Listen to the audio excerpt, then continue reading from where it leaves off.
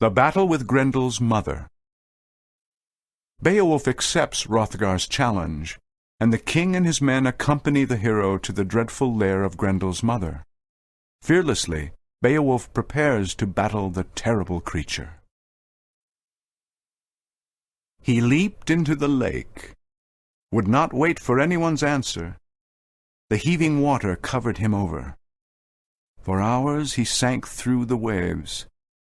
At last he saw the mud of the bottom, and all at once the greedy she-wolf who'd ruled those waters for 100 years discovered him, saw that a creature from above had come to explore the bottom of her wet world.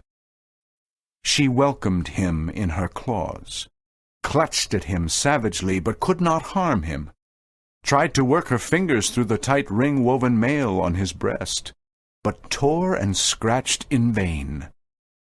Then she carried him, armor and sword and all, to her home. He struggled to free his weapon and failed. The fight brought other monsters swimming to see her catch, a host of sea beasts who beat at his mail shirt, stabbing with tusks and teeth as they followed along. Then he realized suddenly that she'd brought him into someone's battle hall, and there the water's heat could not hurt him, nor anything in the lake attack him through the building's high arching roof. A brilliant light burned all around him, the lake itself like a fiery flame.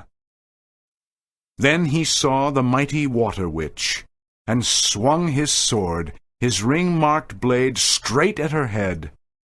The iron sang its fierce song, sang Beowulf's strength.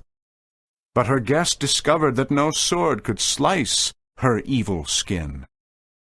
That hrunting could not hurt her, was useless now when he needed it. They wrestled. She ripped and tore and clawed at him, bit holes in his helmet, and that too failed him. For the first time in years of being worn to war, it would earn no glory.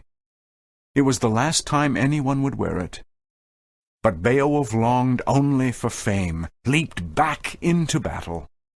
He tossed his sword aside, angry. The steel-edged blade lay where he dropped it. If weapons were useless, he'd use his hands, the strength in his fingers. So fame comes to the men who mean to win it and care about nothing else. He raised his arms and seized her by the shoulder. Anger doubled his strength. He threw her to the floor. She fell, Grendel's fierce mother, and the Geats' proud prince was ready to leap on her. But she rose at once and repaid him with her clutching claws, wildly tearing at him. He was weary. That best and strongest of soldiers, his feet stumbled, and in an instant she had him down, held helpless. Squatting with her weight on his stomach, she drew a dagger brown with dried blood and prepared to avenge her only son. But he was stretched on his back,